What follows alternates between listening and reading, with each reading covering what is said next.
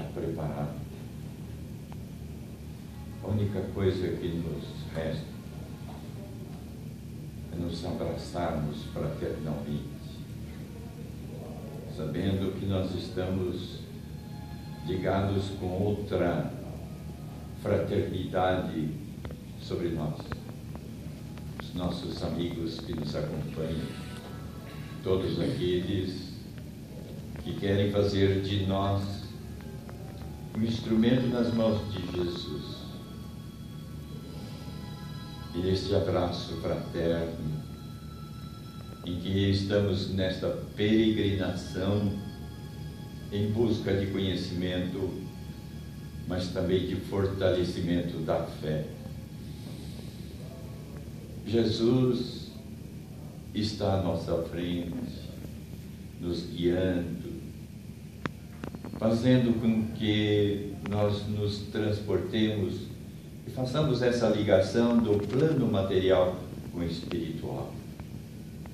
E os nossos anjos guardiões estão aqui interpretando o desejo e a vontade de cada um, para que cada um possa se aproximar o mais rápido possível do celestial amigo Jesus.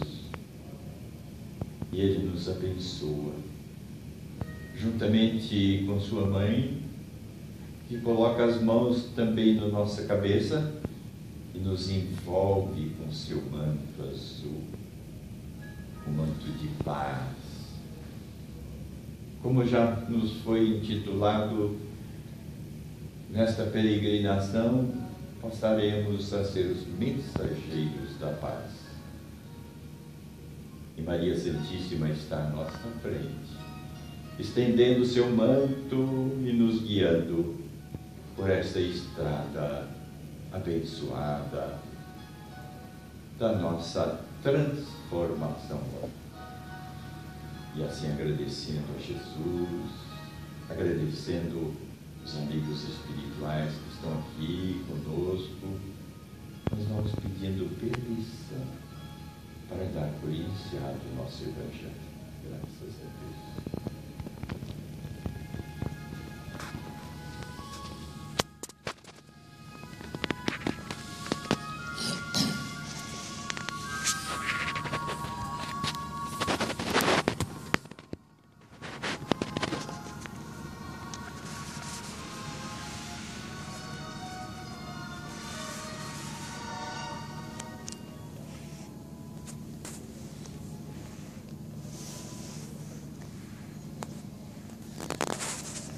Meus irmãos, amigos presentes, nós hoje iniciamos o nosso estudo na antiga Ásia Menor, Anatólia, atual Turquia. Essa ponte entre o Oriente e o Ocidente, dividida pelo Mar Mediterrâneo ao sul, Mar Negro ao norte, terminando na Síria, fronteira com a Síria. O nosso trabalho tem um objetivo maior e precípuo, que é resgatar a essência da história da mensagem de Jesus. Daí porque nós fazemos parte da história do cristianismo primitivo, conhecido também como era apostólica, e como Emmanuel chama na obra Paulo Estevo de comunidades do caminho. Por que temos esse objetivo? O Espiritismo é conhecido como o Evangelho redivivo de Jesus. Kardec teve essa preocupação de trabalhar com o ensino moral, e segundo ele, é onde todas as crenças podem se encontrar. Nós estamos na antiga Bizâncio, depois Constantinopla e atual Istambul. Aqui a mais ou menos 120 quilômetros, se encontra a cidade de Snik, que foi a antiga Niceia. E este país, só nesta cidade, aconteceram 2 concílios. O primeiro foi aqui em Niceia, o primeiro concílio ecumênico, convocado por Constantino, naquela época. E nós poderíamos dividir o cristianismo em antes e depois de Constantino. Porque o cristianismo considerado primitivo, apostólico, autêntico, o cristianismo dos mártires, foi até o final do século III, começo do século IV. Aqui, em Constantinopla, aconteceram 2 concílios. O segundo foi no ano de 533, coincidentemente, quando a corrente gnóstica da Igreja retirou a reencarnação dos seus cânones ou dos seus conhecimentos. Aqui nessa cidade foi encontrada na biblioteca o primeiro livro canônico do Novo Testamento, que nunca entrou no cânon do Novo Testamento, que se chama A Didaquê, que é uma obra citada no Atos dos Apóstolos. Lucas fala que os cristãos primitivos, primeiros, eram assíduos à comunhão, à repartida ou à repartição do pão e aos ensinos dos apóstolos. E o ensino dos apóstolos é exatamente o que os gregos chamaram de Didaquê, que foi uma obra que tem 16 capítulos, é uma obra que foi esquecida, mas foi o primeiro roteiro. Fala de batismo, fala da conduta daqueles que devem seguir Jesus, como é que se deve conhecer um bom profeta, um bom pregador, um bom seguidor. Diz a obra que observai o que ele diz, observai o que ele faz, observai o seu comportamento. Se ele pedir dinheiro, não é profeta. É uma das recomendações que tem na Didaquê. Essa obra nós traduzimos, eu e o professor Fabrício, lá na universidade, e publicamos, que não existia assim da forma como a gente apresentou essa tradução e esse comentário. E os concílios que sucederam o ano de 325 acabaram junto com a política romana, infelizmente, destruindo a mensagem de Jesus. O cristianismo que nós temos hoje, comparado com aquele que foi vivido pelo cristianismo nascente, é outro cristianismo. Pensava-se que Paulo vindo a Roma ia se cristianizar. Mas o que realmente aconteceu é que o cristianismo se romanizou. Em vez de Roma se cristianizar, fundou-se a Igreja Católica Apostólica Romana. E a partir daí muita coisa, traduções, interpolações, textos destruídos, textos perdidos, textos interpolados, e nós perdemos, em essência, aquilo que foi o cristianismo nascente. A obra mais autêntica sobre isso é o livro de Atos e a obra Paulo e Estevão. É uma obra que realmente resgata o que representou aquele período da primeira era, do primeiro século do cristianismo. E didaticamente, nós poderíamos dizer que Paulo e João nunca fundaram igrejas, prédios na Ásia Menor. Eles começaram, segundo Lucas, a primeira comunidade começou em Jerusalém. dirigida por Tiago o Justo, ou seja, Tiago, irmão de Jesus, que dirigiu essa comunidade por aproximadamente 30 anos, até ser morto no ano 62 em Jerusalém. Apedrejaram e ele não resistiu, ele sobreviveu, mas acabaram concluindo seus intentos a tacos, pedaços, toros de madeira. Foi assim que ele foi morto no ano 62. A comunidade de Jerusalém foi praticamente fundada por Jesus a partir do Pentecostes, que a partir dali eles começaram a se reunir. Não tem um local específico, a gente sabe que o encontro, onde eles, segundo Lucas fala, eles se encontravam no cenáculo, que a gente conhece esse local, mas o local onde a comunidade distribuía o pão, os alimentos, não temos notícia. Mas nós precisamos de, resumidamente, falar em 3 comunidades distintas, não igreja. Quando eu falo em comunidade, eu falo daquelas 3 básicas situações em que foram fundadas por os discípulos, que nós podíamos até chamar de comunidade discipular em Jerusalém, que era Pedro, Tiago,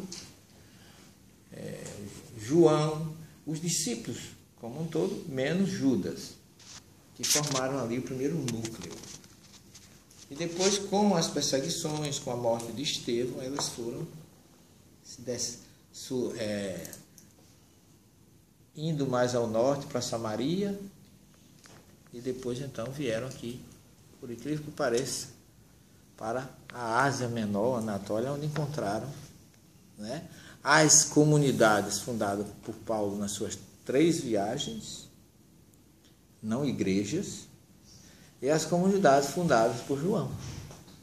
Então nós temos 3 comunidades distintas, a de Jerusalém, a de Paulo e a de João. Aí você pode dizer, hoje não existem as igrejas onde a gente visita? Sim. Depois do século III, quando Constantino, através daquele edito, por um interesse muito político, permitiu que os cristãos tivessem liberdade de seu culto, que na verdade sabe-se hoje pela racionalidade, pela questão, que Constantino descobriu que todo mundo em Roma já era cristão, até a mãe dele. Então ele, por uma questão política, disse, ou eu vou abraçar esse grupo, ou então eu vou ficar sozinho na história. E ele foi muito inteligente.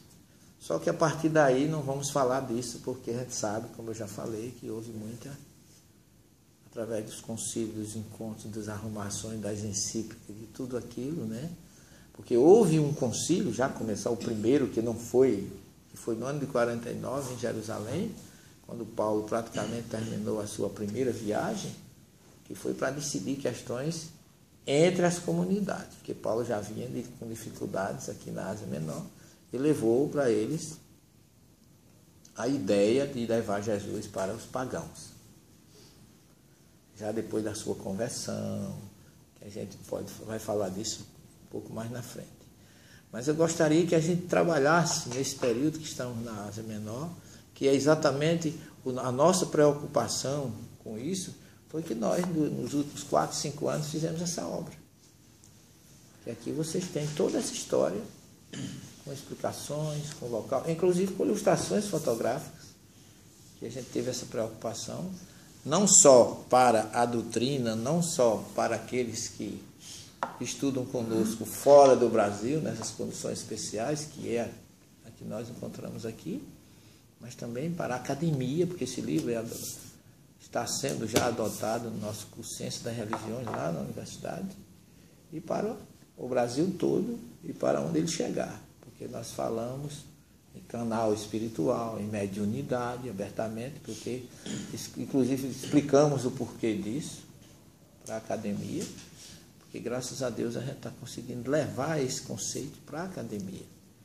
Que na academia a gente leva tudo, uns discordam, outros concordam, mas a ciência, eu diria o espiritismo ciência, esse com certeza prevalecerá primeiro, que é o caminho para vir depois o cristianismo, o espiritismo, filosofia e evangelho com a moral de Jesus. Então, em princípio, resumidamente, será esse o nosso estudo a partir de hoje. Lógico que a gente pode alternar com o evangelho, que é sempre, mas isso é evangelho e é evangelho autêntico. Teremos a oportunidade de tirar dúvidas, vocês podem pegar os livros de vocês. Nós vamos para Antioquia e eu achei muito bom, porque nós vamos começar exatamente do princípio. Teve uma grande... Não combinei nada com Márcia, nem com Wanda, nem com o chefe. Não combinamos nada, mas eu acho que a espiritualidade vai nos dar esse privilégio de, didaticamente e geograficamente, a gente começar do zero. Porque de Jerusalém, todas as comunidades emigraram para Antioquia. Para onde nós vamos? E foi lá, que Márcia está preocupada, e eu também, que lá na gruta, uma gruta pagã, que Pedro se reunia. Por um ano eles se reuniram ali, e foi ali que pela primeira vez eles receberam o nome de cristãos, por uma sugestão de Lucas. Então nós vamos começar exatamente da Antioquia. Depois vamos conhecer Tarso, onde ficará, saberemos por que a cidadania romana de Saulo, de Paulo, né? Ele nasceu em Tarso. Era cidadão romano e era cidadão judeu. E por que cidadão romano se não nasceu em Roma? Então são questões que a gente vai discutir durante o nosso trabalho, e o livro, com certeza, esse trabalho vai ajudar ao roteiro. E a gente teve também, coincidentemente, a felicidade de ir a Patmos para ver onde realmente, depois que esse cristianismo está precisando de um alento, depois dele todo estabilizado e fundado, João é convocado para trazer a obra consoladora do Apocalipse. Então teremos toda uma oportunidade de trabalhar, começando em Antioquia e voltando para cá. Então vamos fazer completaremos aquilo que não está no nosso roteiro. Por exemplo, o cristianismo de gruta realmente começou na Turquia, mas passou por Roma, com as catacumbas, e depois volta para a Turquia com as cidades subterrâneas da Capadócia. Vamos conhecer por que Basílio de Cesareia, lá em Goreme, onde a gente passa, instituiu a oração em comunidade, a importância desse homem para o cristianismo primitivo. Tecla, que é uma figura que pouco se fala, né? Policarpo de Esmirna, Inácio de Antioquia, quer dizer, muita gente que lutaram e deram a própria vida por Jesus. Esse não significa que precisamos morrer, mas foram testemunhos vivos de que quem abraça a causa de Jesus não teme absolutamente nada. Ninguém desistiu, todos foram espontaneamente envolvidos pela energia do Pentecostes e trabalharam e se deram por Jesus durante todo esse tempo, sem nenhuma preocupação com as suas próprias existências, com as suas próprias vidas, né? Começando pelo grande, eu diria, o grande divisor, o grande introdutor desse processo, que foi Gesiel, né? Que é o Estevão, o grande mártir, que deu a sua vida nas muralhas, na Porta dos Leões, lá em Jerusalém, e com esse gesto ele não só separou um cristianismo, nós podíamos dizer assim, judeu-cristão, e ali com a morte de Estevão, Saulo é convocado indiretamente, sem saber, e foi a partir daí que o cristianismo deixou de ser judaico e passou a começar a iniciar a sua corrente puramente cristã. Embora que Tiago defendesse um cristianismo judaico-cristão. Dizia ele, seguir Jesus, porém sem esquecer Moisés, que era a questão da manter o princípio judaico e continuar agora com a nova mensagem de Jesus. E isso nós sabemos hoje, como espíritas, que nós espíritas temos 3 revelações. Né? O judeu só tem a primeira, que eles chamam de Brit Rishon, no Primeira Aliança. Os cristãos, de modo geral, têm a primeira e a segunda, mas nós temos a primeira, a segunda e a terceira, como coloca o espírito israelita no início, na introdução do Evangelho segundo o Espiritismo. Moisés iniciou a obra, Jesus continuou e o Espiritismo arrematará. Então não existe o que acabou com Moisés, de forma nenhuma. Segundo Emmanuel, cada revelação veio a seu tempo, compatível com a necessidade de cada povo que vivia naquela época. E nós, eu tenho a impressão que nós passamos pelas 3. Por isso que estamos aqui. Aqueles que evoluíram já foram embora, né? Nós já estamos na terceira, e o Dr. Bezerra, por misericórdia, nos chama de trabalhadores da última hora, por bondade, mas eu acho que nós somos aqueles que não temos mais chance de argumentar absolutamente nada. Nós somos aqueles que estamos agora na vez, como ele diz. Não há diferença de Paulo, de Barnabé, de Estevão, de João, de Maria, daqueles que receberam Paulo aqui, para nós. Só o tempo que é diferente. Mas nós estamos aqui em missão apostolar. Somos apóstolos. Aquele que é enviado para levar a mensagem. E o apóstolo tem que assumir, vestir a camisa no bom sentido e assumir toda a responsabilidade de viver, de praticar, de divulgar. Divulgar como Paulo fazia, né? Sem temer absolutamente nada. E buscar, levar, veja bem, levar algo para quem quer receber é ótimo, mas para quem não quer, não é bom. Eu faço um trabalho humilde, de tradução, procurando dizer às pessoas, olha, não é bem assim que disseram. Não é bem dessa forma que colocaram que é o correto. E eu pago um preço muito alto por isso. Os espíritos são meu suporte, eu diria. Os teólogos representam o meu desafio.